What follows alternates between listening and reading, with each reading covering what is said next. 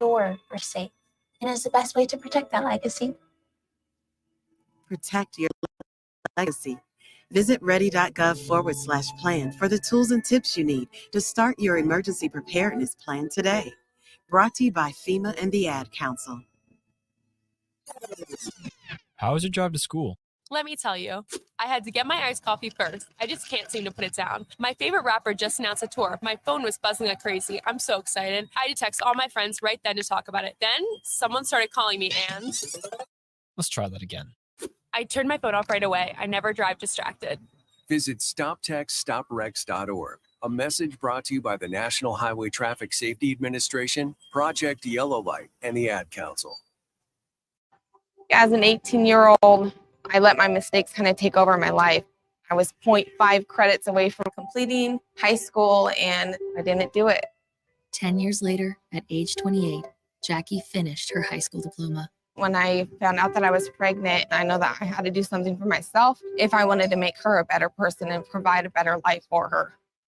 My family never stopped pushing for me to be better because they knew what I could become and who I could become as a person. My support team is amazing. The educational director, my sister, and even my 7-year-old daughter has just been more than the support that I could ask for. I've been given an opportunity, and I'm just thankful for it. No one gets a diploma alone. If you're thinking of finishing your high school diploma, you have help. Find free adult education classes near you at finishyourdiploma.org. That's finishyourdiploma.org. Brought to you by the Dollar General Literacy Foundation and the Ad Council. Hey, it's me, your cell phone. We need to talk about something serious. I know you love me. I know you like using me wherever you are, but I feel like this isn't working out when you're driving. I know you may think that it's possible to focus both on me and the road, but I just don't feel the same way. I think we should spend time away from each other when you're driving. It's for the best. Visit StopTextStopWrecks.org. A message brought to you by the National Highway Traffic Safety Administration, Project Yellow Light, and the Ad Council. Live from the 93.7 The Ticket studios in the heart of Lincoln, America, this is Lloyds in Lincoln. With former Syracuse Orange and Long Beach State basketball star Ramel Lloyd Sr. and current Nebraska basketball athlete Ramel Lloyd Jr. On 93.7 The Ticket and theticketfm.com. Here are your hosts, Ramel Sr. and Ramel Jr. All right, welcome back into Ticket Weekends. I am Harrison Arns, and across the table we got Ramel Lloyd Sr., no Ramel Lloyd Jr. today, obviously, as they are over in Spain. Are they in Spain right now already? Yeah, they're actually already there. I think they left a couple of days ago. Okay. Long travel. I think they was in Charlotte for like a 6-hour layover. They left like 2:30 in the morning. I want to say Friday morning. Right, so they get to Charlotte. I don't know what time. They have a 6-hour layover in Charlotte. Then they get obviously on the plane to get all the way over to Spain, and then I know they had to wait for their rooms and just 7 hours ahead. Yeah. So just a long travel, man. But I'm still a little jealous though. What do you think, Harrison? Man, it seems so quiet in here. Yeah, it's just it's been empty. I'll say this much. I'll say this much. So we had Big Ten Media Days. Yep. Some of the crew got to go after that, which that one makes sense, right? You want Amon Green representing the ticket for us local station. Me being there would have been cool. Probably not gotten quite the buzz. Right. DP's going to UFC after Big Ten Media Days. Yeah, man. Rico got to go to the crew's just been traveling. This is Bach crazy, came back man. from the Philippines. We're the only people here holding it down. So we shout out to our crew that's been doing their thing, the Husker Hoops. They're traveling overseas, and we're here holding on the show. So this is supposed to be Lloyds in Lincoln. It's last couple of weeks it's turned into Lloyd in Lincoln. So I get rid of the plural. Yeah, get rid of the S. But I do miss my partner, man. But I'm excited, and I'm extremely happy for him and his teammates having that opportunity to go overseas and good team bonding and just have that experience. That's outstanding. Yeah, I think over in Spain too, that's just going to help. Just with any of this off-season work, a lot of it for me is just trying to find your guys' identity. What are your roles? That's so important for any basketball team. You got to figure out what your roles are day one. Yes. The college basketball season isn't that long. You don't want to be trying to figure that out when you're 5-10 games in. You're going to be looking on the outside looking in before you know it. Yeah, especially now with with the roster changing constantly. Yeah, like with the portal. transfers coming in and the portal. So every year you almost have a new roster, and you almost have to start entire new scouting report. Yeah, you got to build that even team the other teams identity right away. Mm-hmm. Right away. So these trips are important. The bonding is important. Guys are just meeting each other just last month. So this time would probably be very, very valuable for them. Yeah, and again, if you guys want to join the show, if you got any questions for Mel Lloyd Sr. Or just any opinions about Husker basketball or even NBA, we can dive down that region as well. Start our Hammond text line 402-464-5685, and we're streaming on Facebook, YouTube, Twitch, Twitter, and Allo Channel 951. But yeah, again, it is. I want to see Nebraska basketball really take off. It's kind of the thing. It just hasn't been done yet. Yeah, but we've seen what it looks like when that place gets rocking, and I for the first time in a while, I feel like Fred Hoiberg, he's finally getting some foundation pieces under him. I think that COVID year hurt him a lot more than people realized. Absolutely. And when he first got here, the roster was already put together with some football players. Then you get your COVID year. So he just really never got, he could get maybe a chip in there, but the foundation was never there because of everything else going on. So hopefully with this group, last year they had some late season success. And I think the thing I was impressed with is they did that on the defensive end, which you can bring that every night. Yeah, defense travels. So that's a great thing to build your team on and your core on is defense, because you're not always going to make shots. You're not always going to have the best offensive game, but if you establish that culture defensively, you always give yourself a chance to win. Yeah, it blows my mind every time, when teams just don't practice enough on the defensive end of the court, because it goes at every level too. Yep. If you're good on defense in high school, you'll probably win more. College, NBA even. You look at who those final teams in the NBA are a lot. Typically, they're top 5. Yeah, the defensive teams. For sure. I think it's not glamorous. It's not the fun thing. Like you're training kids, or when you're coming up playing basketball, that's not the thing. You go to the gym and you just work on your defense individually. Obviously shooting and ball handling and all that. The name of the game is putting the ball in the hole. But just if we look at it opposite, if you can stop someone from putting the ball in the hole, you also got a great advantage and a great possibility of winning that game yourself. So yeah, it's not so pretty, but it works. How was your focus on the defensive end of the court growing up, and then once you got to the college level? Because I'm always curious, because that's just a hard thing to teach to begin with. Yeah, like to teach someone, because defensive is kind of like an attitude thing too. Yeah, so you can't just hammer it through drills. You have to be mentally wired to be committed on that end of the floor. Yeah. It's an effort thing, right? Like for me, I wasn't known as a great defensive player, especially early in my career. I didn't care much because I wanted to score so many points. That's where you're putting your energy, and I put my energy there, scoring points. But to me, I felt like personally when I was younger, I would wait to probably like the fourth quarter, and then I would switch on to whoever is the hardest assignment. Okay, and it became like more of a pride thing. Like, you know what I mean? Like, I'm not supposed to be a great defender, but I'm not going to just let you beat me. So it was like a pride thing, and an energy and an effort thing. I probably was never in the type of shape to give the kind of energy I needed on both ends of the floor anyway. So I made sure I got my buckets first and then figure out a way to play defense. But that's obviously the wrong way to do it. That is not the correct mental approach to the game. But yeah, that's what you glorify when you're young and growing up, right? It's just scoring and your ability. And guess what? That's still in today's game. That's who's getting all of the highlight films. That's who's getting all the notoriety. Are the kids that are putting the ball in the basket. So defense gets a little bit pushed to the side. Yeah, it makes sense, because if you ask, who your MVPs are, people are gonna name off. You ask who your defense players of the year are.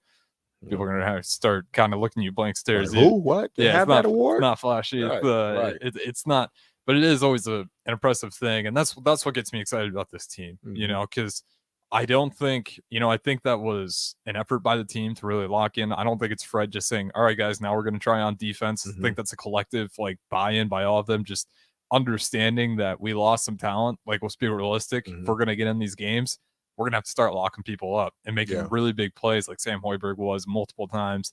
You just got a bunch of guys on that team that really stepped up.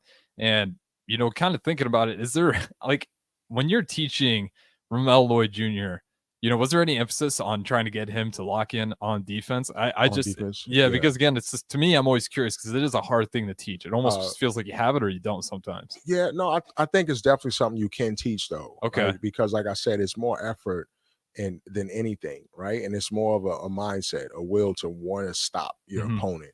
Right. So I think if you're playing basketball, you're athletic enough to put that kind of energy into playing defense as well. With Ramel growing up, you know, I always taught him, emphasize on being a well-rounded player because that was what I wasn't good at. Right. So everything that I wasn't good at, I made sure that I focused on his abilities to do those things. You know, I know when I was a scorer. So whenever I wasn't, especially as I got older, right? And I became a college player and I became a professional, and I was paid to get points on the board, right? But those nights when I wasn't scoring it well, I wasn't shooting it well, you know, I found myself on the bench more, on my minutes cut down, on my role being diminished a little bit because of that. So yeah, with Ramel, I always taught him, you know, I taught him how to pass, make sure he passed the ball, make sure he played defense, make sure he understood the team concepts, and things of that nature. So definitely emphasize that with him defensively. Yeah. Yeah. And I think he's, you know, just as versatile as he is offensively, I think he's just as versatile defensively. Where he's got long arms. Yeah, he's got 6'11" wingspan. I would not want to deal with that. 6'11" wingspan. He got fairly quick feet. Could stay in front of you, could test your shot, and got a then quick jump finish too. it and rebound the ball. You know, so I didn't have those attributes. You know, I'm about 6'4", 6'5" on a good day when I feel good about myself and standing up, and you know, I'm pretty proportioned and everything. But yeah, he was blessed with those things. So you have to use them. You know, it makes sense to have those long arms and things and don't use them. So because he's got the build, you look at him and he looks like he can be just a solid two-way player for you. Yeah, for and sure. Man, you look at a lot of those guys too. Like you can think of so many NBA players that kind of save their career. Because they can play defense. Like my best example of this is if you look at Lonzo Ball's entry into the NBA, couldn't shoot a free throw. That was miserable for him. His 3-point shot just disappeared. That was miserable. He couldn't drive, just getting blocked like higher than any other guard, like at a crazy clip. But he stayed on the court and he was able to save his stock up and still have teams want him because he could play really good defense at the rookie level. So you knew that was only going to get better. Like at a rookie, he was locking up some of the best point guards in the league, which is rare. And he could play the fives and just be enough to contest. And until that, you know, eventually the 3-point shot came along and everything. But for a while there, like people are going to call him a bust. Yeah, but he could play defense. Hey, you know, being in California and watching the Ball brothers grow up from little kids, you know, I'm a huge Ball fan, family, Lonzo Ball. I'm real bummed about the Lonzo news. It's so disappointing to see that, you know, his body is it's going the opposite direction from where he needed to go. And the injury bug and all of that stuff. I hope he recovers. But I've watched him all through high school. Oh, so you watched him through Chino Hills? Oh yeah, I've coached against them. You've coached against those guys. I've watched those guys grow up from kids, you know, in California. I've watched every single one of them play from middle school all the way through high school. Was it obvious that was some NBA talent you were watching? Yeah, definitely for Lonzo. Okay. Definitely for Lonzo. Because Melo was probably Melo quite was a bit really, young. really young. Actually, Melo, he reclassed up to play. So he could play. So he can play with his brother. So he was supposed to be. Wasn't he in middle school? He was like 13 or something. Okay. Right? And he was supposed to be in 8th grade. Okay. So he reclassed up and went to high school early so he can play with his two brothers because I think Lonzo was a senior then. So they wanted to play. Or he had been. So you didn't see Jello then? If Lonzo... No, Jello was on the team. Oh, he was. He was on the team. He probably oldest, right? was a junior, maybe. Yeah, that's right. So when Lonzo, Jello, then I think it was Lonzo was a senior. Jello was a junior. Yeah, I was mixing it up for. I was thinking Jello was older for some reason, but Jello's the second. Lonzo's the oldest one, and you know, obviously his talent just was off the chart. Like I watched him, he's one of the best passes I've ever seen in high school basketball. Yeah, like the way he saw the floor, he had a unique game because he, even though he scored the ball at a high clip in high school, he wasn't trying to be just a scorer. I mean, he just did everything. This kid was getting like quadruple doubles in high school. Yeah, and it was super impressive. The steals he was racking up too was really steals. I mean, just overall got your eyes in high school. Yeah, it was unreal. Now Melo, you know, he was just so young. He just looked like he didn't belong. Until he shot it out there, right? I mean, even when he shot it, he didn't look like it was a weird shot at the time. Oh, yeah. He was young. And every time you look at the end of the game, this kid got like 15, 20 points or something. And you're like, how did he get, like, where did that come from? Well, remember that game he dropped? I think it was like, what, 100 Yeah, points? but he was a senior then. I mean, he was already established as who people he were was, giving him such a hard time. It's like anyone can score 100. And I'm like, no, go do it then. Yeah, why don't we have more of those? Like, if it's no, people are saying family, he's sandbagging and stuff. And I was like, 100 is 100. Yeah, 100's 100. No, that's a very talented group. And shout out to Papa Ball. You know, a lot of people had a unconventional way of doing it and bringing his sons up, and you know, a lot of people just was downing them and saying he was this and he was that, and he might be the only dad in the history to have number two pick, and Melo was third. Right in the draft, yeah. As long as it was the second round pick, and Melo was the second pick. Yeah, second pick. Not second pick, second pick. Yeah, so second and third overall, which is Angelo did have some, Angelo contracts. Yes, he did have some, he might extremely talented himself. So yeah, that some of the stuff he was saying people thought was outlandish. Yeah, but now when you look back at it, proved a lot of people wrong. Yeah, people always give him a hard time about his marketing too, and I never, like, for me, it's always like listen to what his kids say. Yeah, and if they got nothing but love and respect for him, then they think he was funny. Half the time. So it's like, how you gonna be hating on him if the kids are just like, just laughing about it? Nobody. He just being himself. He was excited. He was a man, a family man. He was with his kids. He's raised his kids. He loves his kids to death. And he showed to where he got them where they need to be. Yeah, so, and that might end up being one of the best group of family players. I mean, you got the Holidays. That's one in there. California kids. Yep, California kids. The Ball brothers. Man, there's some more. There's a lot of Porter Juniors, but I don't think any of them are actually related. I'll be honest. Porter has a couple. He has a couple of brothers. His Kevin Porter Jr., Mike Porter Jr., Otto, but none of those guys. Not those guys. Yeah. But trying to think of guys that are in the league that are related. His brother does play in the league. The kid from Denver, the Porter from Denver. He played. I'm not sure where he's at now, okay, but he did go to, I want to say, Missouri with him. Okay. He was a pretty damn good player within his own rights, and he is in the league somewhere. I'll have to look that up. Yeah, we got to look that up before we. But I'm for sure he did play in it. Because I'm always amazed. Like some of those families, man, they just they hit the genetic. Those Holidays are unreal too. I mean, you got to think about them. That's crazy. How many is? What family? The Holidays. The Holidays, Aaron, Drew, and there is a third one. Aaron, Drew. Aaron's on the Pacers. I think he still may be on the Pacers. Drew Holiday, Pelicans. The middle one. I always forget his name, but he's the defensive one. He's a little taller. Okay. Yeah, we got to look that one up. He's a 3-and-D. You got Antetokounmpo's got a couple of those in the league now. Yeah, of course, that's an easy one. Yeah. And then there's a bunch of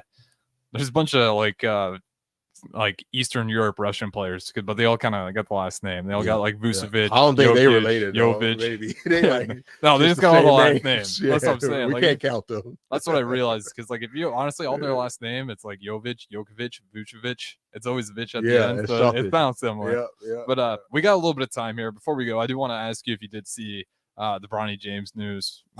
Yeah, of course. Man, that was just scary. Of course. Yeah, it's super scary. Prayers out to him for a speedy recovery. It just goes to show you that, basketball and things that we value so much in life is really nothing in the overall picture of what life is about, right? Yeah. So and it was to me that, LeBron came out and he just wanted privacy, which obviously that's all you want at that time, right? No questions. But obviously it's like, for me, jealously, I hope he can come back to the court, because man, whether you're a LeBron James or not fan or not, you want to see Bronny James play. He's good. There's no denying that. That to me, this whole thing is not even about him getting on the court. Like I could care less if he get back on the court. It's just about making sure that he's healthy and hoping that he can continue his life without any kind of problems or from it. Now, if he gets back on the court later on, recover completely, that's outstanding. That'd be great. But health is first. Without health, he doesn't, and no one has anything. So hopefully he just have a full recovery. And I'm pretty sure basketball is somewhere in the back of their mind secondary, but let's hope the young man is completely healthy first. Yeah. And again, it was a cardiac arrest, and which is scary. A heart attack is you starting to lose some function of the heart, the cardiac arrest, it just stops. So it is a scary situation. So yeah, just hopefully he's healthy. He did get discharged and he was in good health. So, but again, obviously they're going to look into what could have caused it. You know, this is something we got to look forward to in the future. But yeah, it just was pretty shocking news, and it kind of tells you too, because you know that's a healthy family, right? Like they're not they're doing everything they can to stay healthy. We have no control over this thing, really. Like, you know, that's why it's so important for us as humans, and everything we do is just to control what we can. The rest of it is prayers, you know, for guidance and prayers. But yeah, like you said, if the family is healthy, you know, they have everything that looking from the outside in that a person could probably want, you know, but health and, you know, it's just super important. Yeah. Like, you know, it don't matter who you are either. Yeah. And that goes to show right there. I mean, you got the best of everything, and still something so tragic can happen to this family as well. So yeah, and you said it can happen to anyone, and that's why, you know, it always, you know, when you bring Melo Lloyd Jr. in here, it's like obviously you always hope for his health, but you know, it's always good to kind of see a guy that he's not just a basketball player, right? He's got different attributes to him. Like if there was an injury ever down the road, you know, it's not like this guy's got nothing. Yeah, nothing well, to look you forward have to. I mean, basketball is outstanding. It gives, like I always tell people every day, kids that I mentor, or coach, or train, that basketball and sports in general is an opportunity. It's not a career. It's an opportunity, right? So you can use this vehicle to take advantage of so many different things and create a great life for yourself. But even if you have the most successful career ever, you're still going to be a non-athlete longer in life than you're going to be an athlete. So it's going to end for everybody. So it doesn't even make sense to say, well, if you get an injury and you're done, everybody's going to be done with the ball. Everybody. It doesn't matter. Yeah. No one is going to be a basketball player for the rest of your life. So no matter what that is, you got to always prepare and continue to prepare for what your future is, and use the sport as a vehicle, because it can take you places and put you in rooms that maybe you would not have been in if you wasn't a talented basketball player or athlete. And I think that's a good bit of advice to end on, or a good mental note anyways. And again, if you guys want to join the show throughout, Starter Heyman text line 402-464-5685, or streaming on Facebook, YouTube, Twitch, Twitter, and Allo channel 951. We'll throw it to break. This is Lloyds in Lincoln. I'm Harrison. That's Ramel Lloyd Sr. We'll be back right after the break. July marks 8 years of the Body Shop being open for business and serving Lincoln the best massage options in the area. Dennis and his team would like to thank all customers who've stopped in and let them relieve the pains and stress in their lives.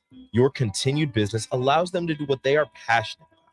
Book an appointment today at thebodyshoplincoln.com. The Body Shop, your go-to for all types of massages at 48th and A. The Nebraska Lottery presents one beautiful, crazy scratch ticket and promotion. It's the $5 Living Lucky with Luke Combs scratch ticket with a $50,000 top prize. Enter non-winning Luke Combs scratch tickets for an opportunity to win a trip to Nashville, a private concert with Luke at the Ryman Auditorium, and a chance at $500,000. The Living Lucky with Luke Combs concert experience will hit you like a hurricane. Details at nelottery.com. Living Lucky with Luke Combs scratch ticket, top prize odds 1 in 128,000. Old School with BT and J. As long as it's taken him to build up that program to be pretty successful by their standards, and look, pretty successful by Big Ten West standards, you have to take that into accountability. You can't be an impulsive, in the moment type of decision maker, because how you handle Pat Fitzgerald could stymie you from hiring, because those coaches talk. 93 The Ticket and theticketfm.com. I'm Chris Jackman. I served in the United States Air Force, and I deployed 3 times. So in 2017, I was serving as an Air Force First Sergeant. Our motto in that role is "My job is people, everyone is my business." But unfortunately, in that year, I would lose my own brother, Lance Corporal Adam Jackman, to suicide. The majority of veteran suicides are from guns. I store my weapons securely, not only for myself, but for my family. Store all your guns securely. Help stop suicide. My service never stops. Brought to you by End Family Fire and the Ad Council. I wanted to quit for so long, but I didn't know where to start. I was afraid of what people would think, but then I found the right support to start my recovery journey. 1 in 14 Americans reports experiencing a substance use disorder, a treatable medical condition.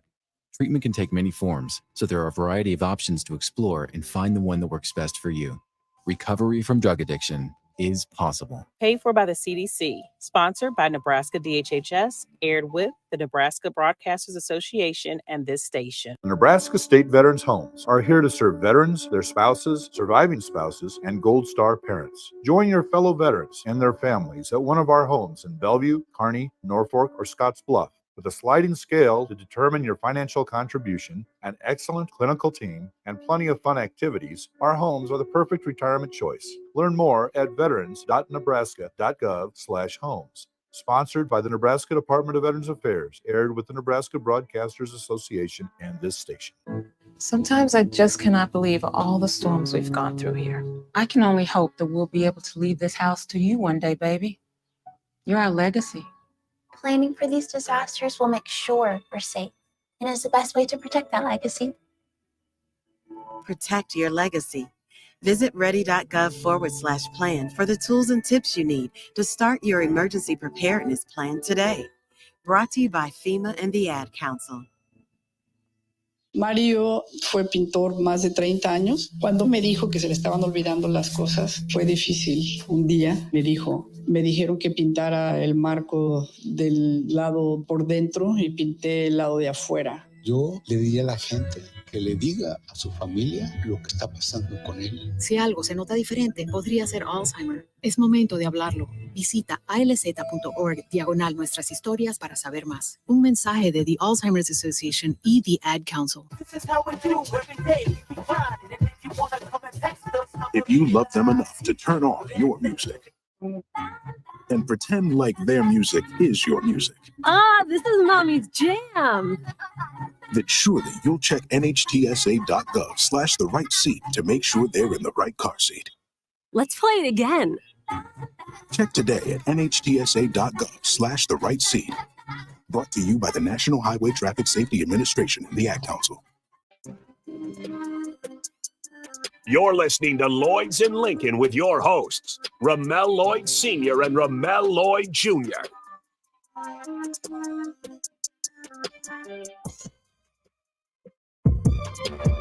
All right, welcome back to Ticket Weekends. This is Lloyds in Lincoln. I'm Harrison Arns, pushing the ones and twos. We got the host, as always, Ramel Lloyd Sr. in studio here with us. One Lloyd short, as Ramel Lloyd Jr. is over in Spain, but nonetheless, the show goes on. And up next, we will still have The Breeze. DP is traveling as well, but he will be streaming in as well as Haas. So we'll still have the full crew there, just streaming in. But again, if you guys want to join the show, Starter Heyman text line 402-464-5685. Streaming on Facebook, YouTube, Twitch, Twitter, and Allo channel 951. We're talking hoops, so if you guys want to talk hoops, you can go there. And Lloyd, are you a big Husker football fan then? Since you're not necessarily, I'm not a big football fan in general, but yes, I'm here now. I absolutely love going to the games. I've been to a couple of games here, and the atmosphere in there is outstanding. So yeah, I am a Husker football fan now. Okay, I was just curious. Of course. Because I'm a fan of all Huskers. Yeah. I'm part of the community now, and my son is here, so I'm gonna support all of the Husker teams. Yeah, Nebraska just feels better when, especially when you get I can just imagine if you get the football and basketball team rolling at the same time. Yeah. Just haven't had that experience. I think this is the year. I think this is it. I think this is the year. I'm getting excited. I think I'd said it on Fitness Fanatics. I was talking to those guys. I think I've had goosebumps 7 days in a row now. There's always like some highlight reel of like basketball or football, and it's like trying not to get too excited. But man, I'm just looking forward to it because you do feel like with the football team, it's a little, we got to wait and see. The basketball team, you have some things, there's some continuity there. Mm-hmm. So you can look at last year and it's like, okay, it looks like they're figuring out the defensive thing. That's going to be their culture a little bit. Yep. Offensively, really excited to see what Mass looks like because he's got big shoes to fill. I mean, Derek Walker did a lot for that team last year, but just talking to Sam and Jeff, Mass seems to have pretty good playmaking understanding, and he's understanding his role there. I'm curious to see because we've talked about it before, but there's a lot of guards on that team. You can throw a lot of different. I mean, if you want to go small ball, you're gonna have no problem with that. I'll say that much. But they also bring some different assets, and depending on what Ramel Lloyd Jr. can be defensively, I think that's gonna be a key. What do we have for some guards that can really lock up? Because you go play in the Big Ten, you're gonna be going up against some bigger guards typically. But I'm just excited to see it. I cut you off though. I think I was just agreeing with you. I mean, I think even with the big guards in the Big Ten, if you look at it, Ramel is probably one of the biggest guards Yeah. in the Big Ten, period, you know, at 6'6", 215 or so.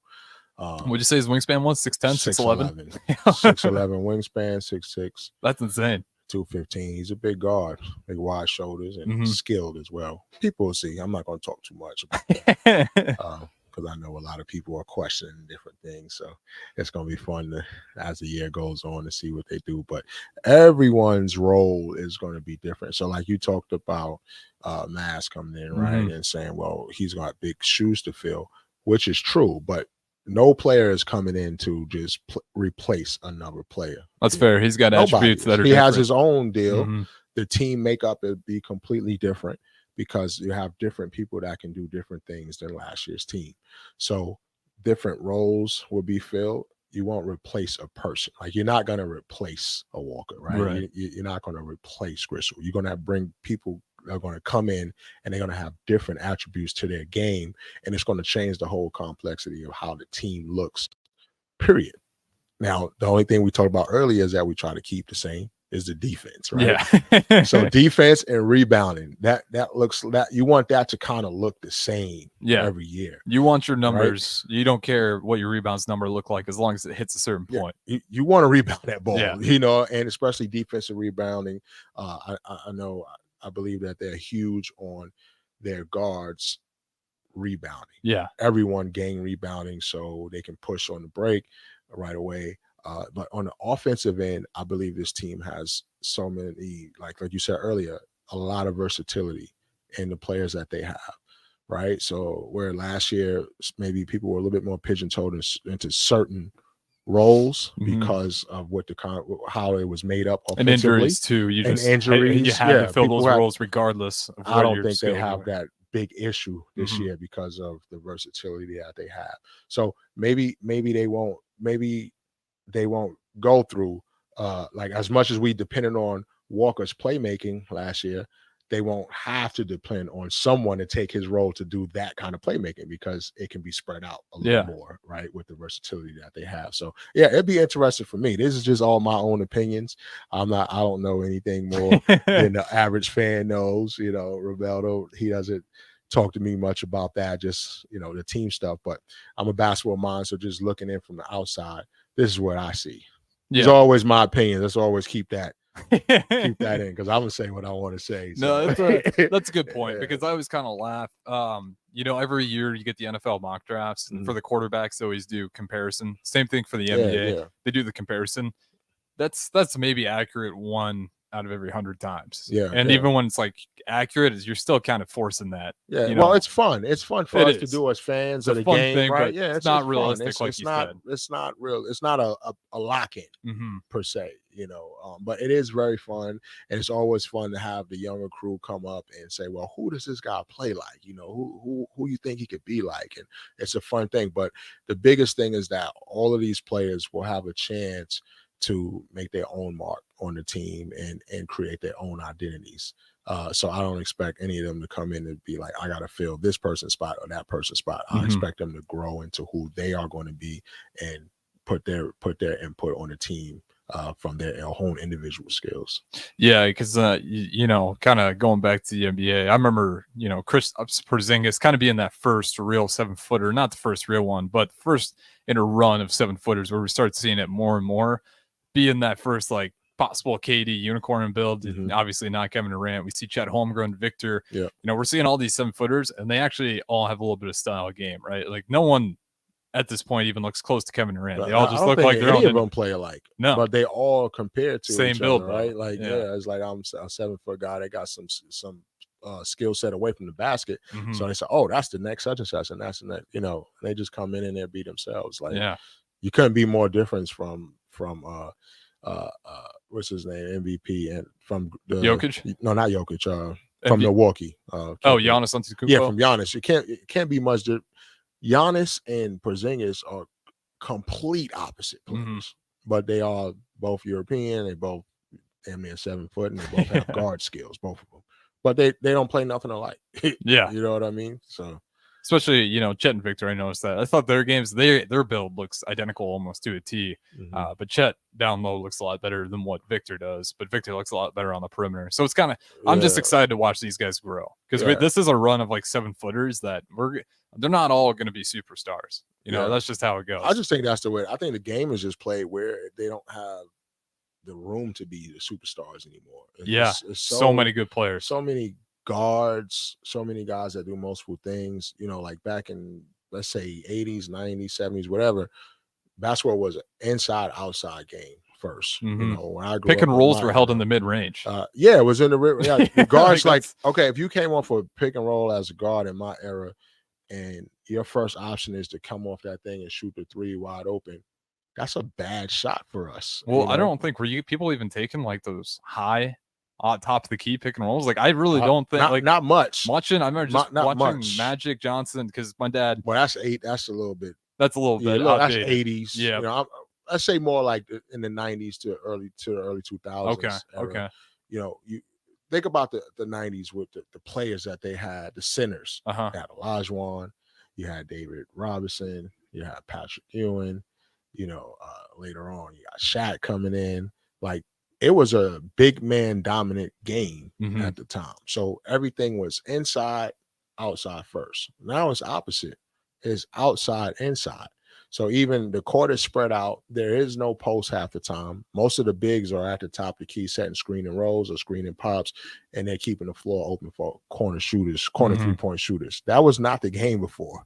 You know, we would come down with the two wings with crisscross, the point guard to hit the wing. They might set a cross screen on the base, on the box for the big, and that big come over, and then we trying to pound the ball down low. And then you play off of the big. Yeah. But nowadays, it's opposite. So the bigs are not the focal point. Even if they can dominate and they're more skilled, the goal is like, hey, if you take these twos, we're going to take these threes and we're going to beat you. Yeah, which I'm curious to see. The defense in the NBA always adjusts accordingly. And I think the offenses might have just too, because if you actually look at the data over the years, the 3-point volume has gone up. So teams are shooting way more threes. The efficiency is actually going down. Of course, because you're going to shoot more threes. I mean, obviously. And defenses are honing in on it. Yeah, you know, that's been the trend. Layup, right? Of course, I'm going to have a higher percentage of making. No, I'm talking 3-point efficiency is going down. Not just overall, just their 3-point. So despite taking more threes and setting your offense for that kind of offense, the efficiency is actually going down. Right. But like I said, I think that's defense is tuning up too, that all these teams think that Warriors dynasty kind of started blueprint to that really three and space it out. And then more teams are going to have to kind of figure out if they have the shooters to even do that. Defenses are more focused on closing in on 3-point shooters than ever before. It's just interesting. I think the defense, I think the reason I'm saying this, I think we might see a switch again where you think less no threes. No time soon. Threes. I think that the efficiency is going down because of the number of threes are going up. I don't know if it has so much to do with the defense and all that, but the fact of the matter is you take more 3-pointers, the efficiency is going to go down. Drop. Yeah. it's going to go down because first of all, they're not taking great shots anymore. They're not taking wide open shots, but it's not considered not great shots anymore. Yeah. Right. So like a little while ago, when you took a three, it was a penetration kick. It was a big kicking it back out, and you pretty much was taking more wide open shots. Now it's okay to take contested threes. It's okay to take threes off the dribble, which makes your efficiency go down as well. You guys are coming down straight off a high pick and roll, off the dribble, pulling up the three. That's a difficult shot. And but now it's accepted because it's part of the game. So yeah, I don't know. It's more, you got to also remember too, the NBA is a business, right? So people forget that. It's a business, so it's there for our entertainment. So whatever the rules are bent towards, it's bent towards entertainment and keeping fans involved and keeping the money flowing. Well, so speaking of keeping that money flowing, what do you think about the midseason tournament? We talked about that. Oh, did we talk about just that? A little bit, not much, because I haven't even looked at it. Like, I got to run a Sunday. I'm old. I don't like change. So to me, it just looks like why. But then again, I'm old. Money's why. That's why I was curious because we're on the money. Yes, I mean, I just don't think they're going to get the superstars to be able to buy in. Do you think they're doing this because guys are taking these load management things? I thought it had something to do with so many superstars taking load management time off that they wanted to do something like this to kind of.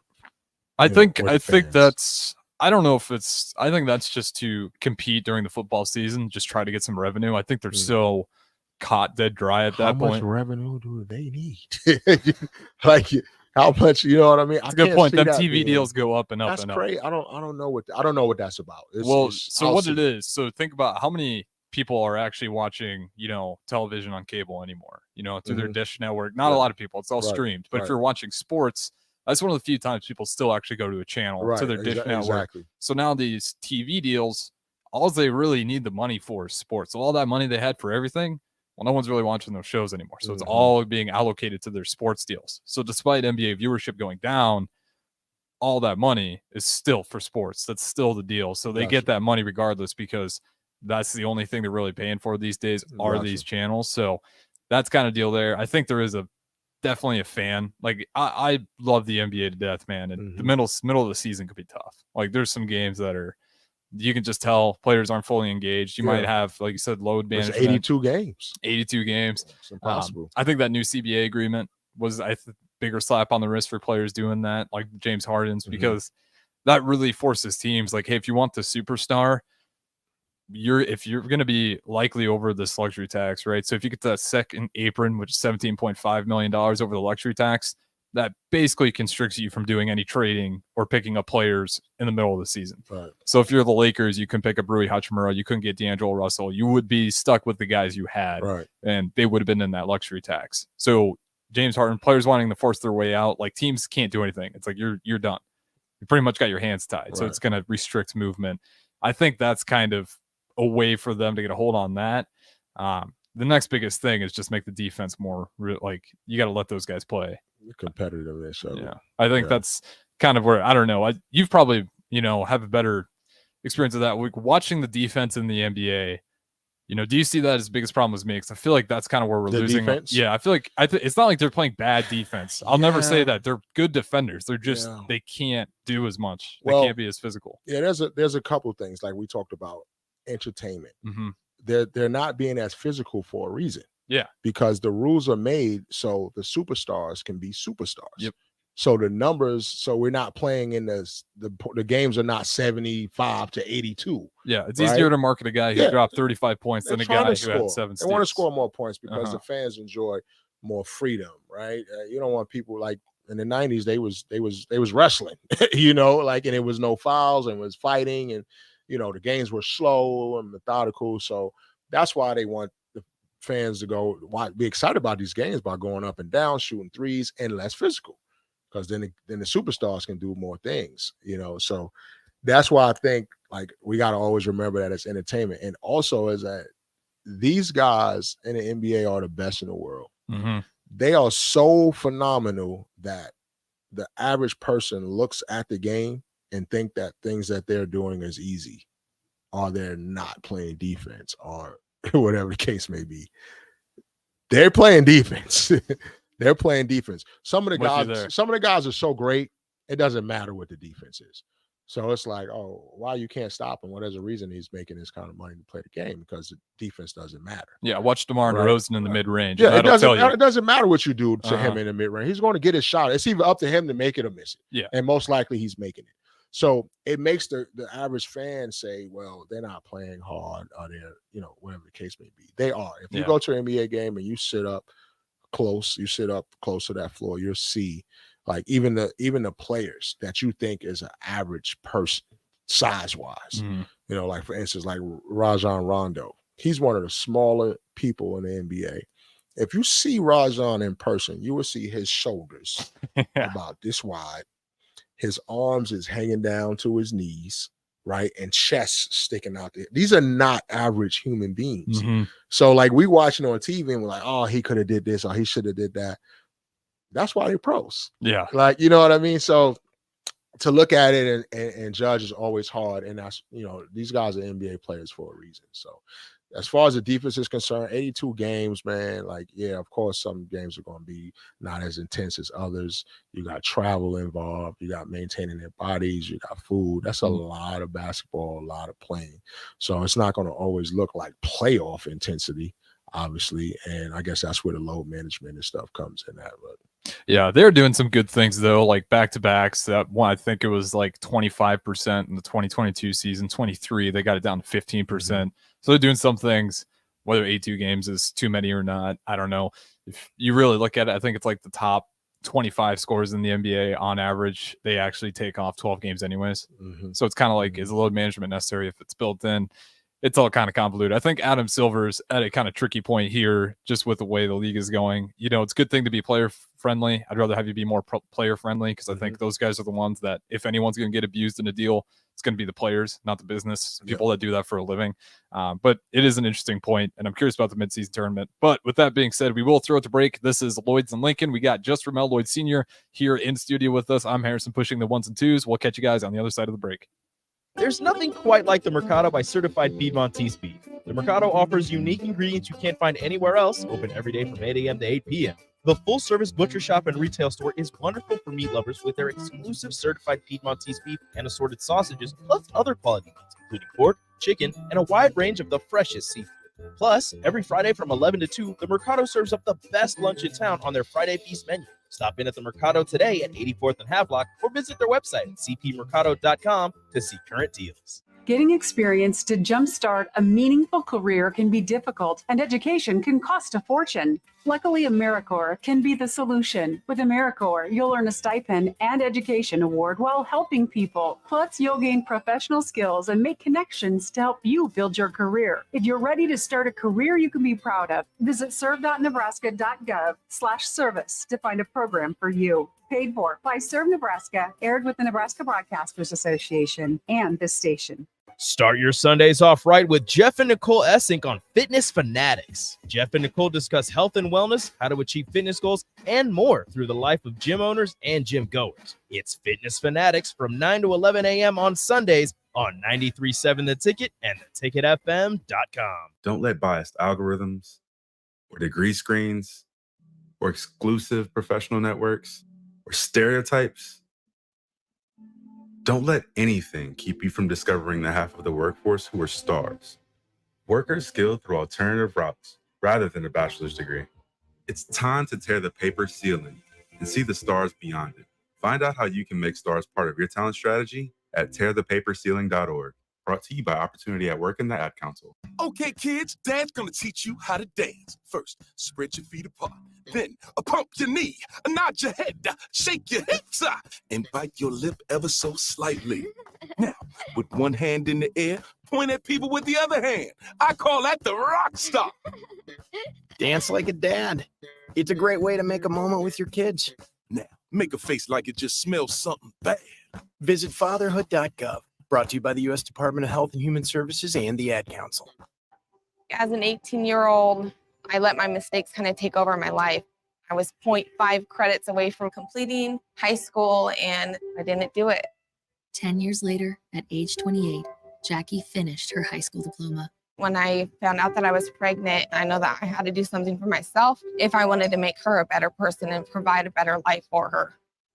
My family never stopped pushing for me to be better because they knew what I could become and who I could become as a person. My support team is amazing. The educational director, my sister, and even my 7-year-old daughter has just been more than the support that I could ask for. I've been given an opportunity, and I'm just thankful for it. No one gets a diploma alone. If you're thinking of finishing your high school diploma, you have help. Find free adult education classes near you at finishyourdiploma.org. That's finishyourdiploma.org. Brought to you by the Dollar General Literacy Foundation and the Ad Council. I always had to be so good, no one could ignore me. Carve my path with data and drive. But some people only see who I am on paper. The paper ceiling, the limitations from degree screens to stereotypes that are holding back over 70 million stars. Workers skilled through alternative routes rather than a bachelor's degree. It's time for skills to speak for themselves. Find resources for breaking through barriers at tearthepaperceiling.org. Brought to you by Opportunity at Work and the Ad Council. It's time for Outside the Box.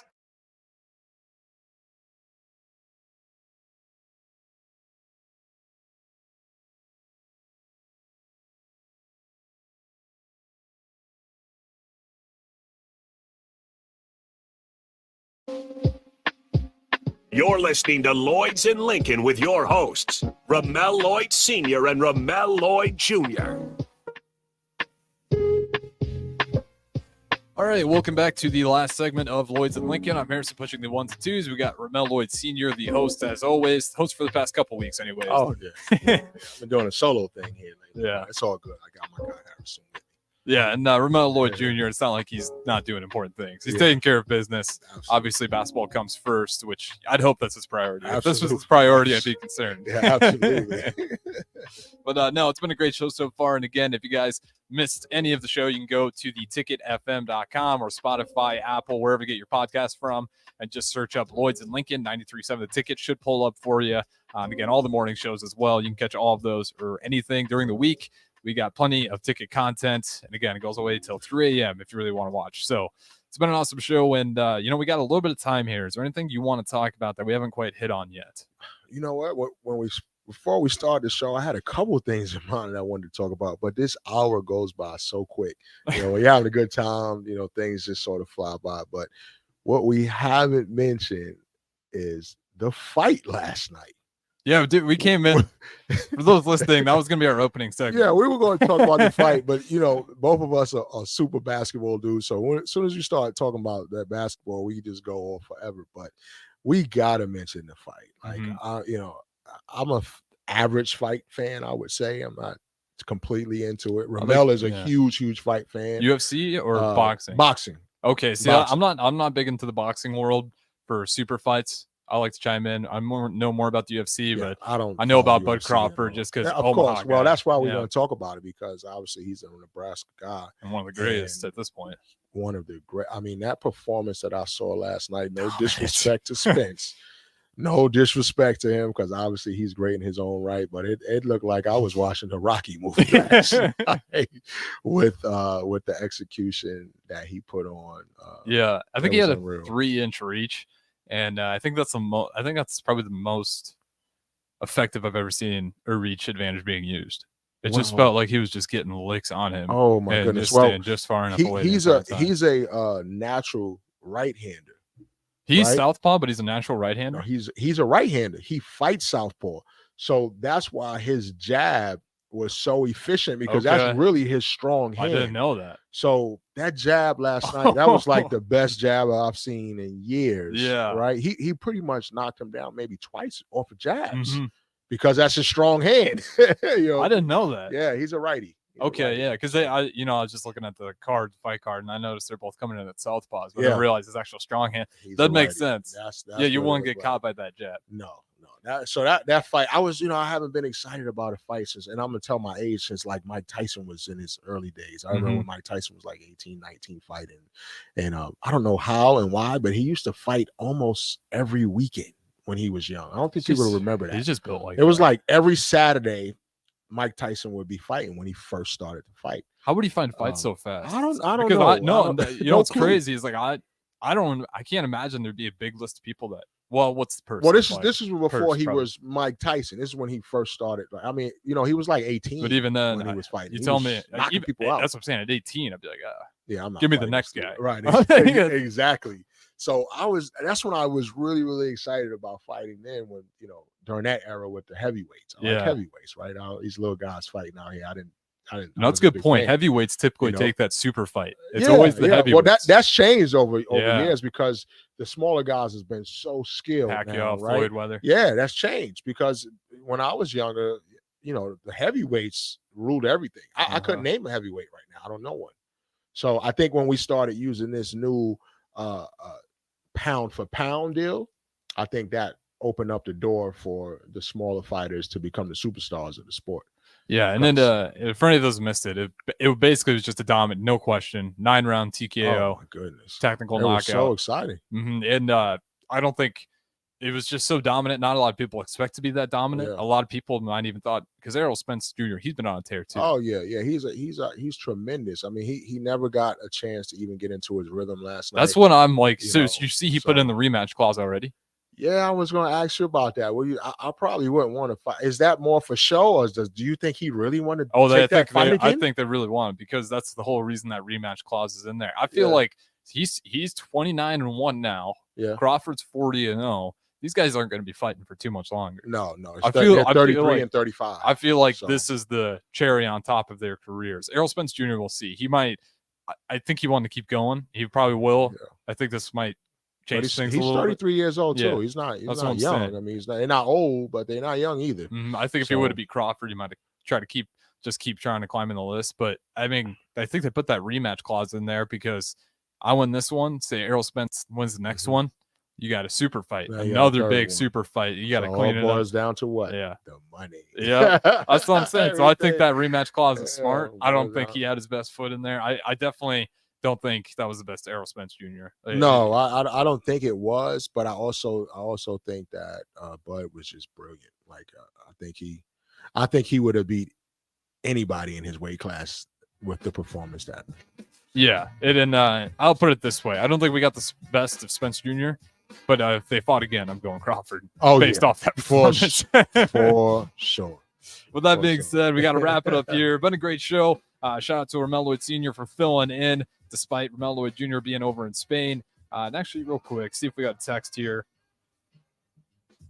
I see Spence going to take another. Oh, we got some explicits. We'll read that one after the show. But I appreciate you chiming in. Enjoy the rest of your Sunday. The Breeze is up next. Catch you guys later.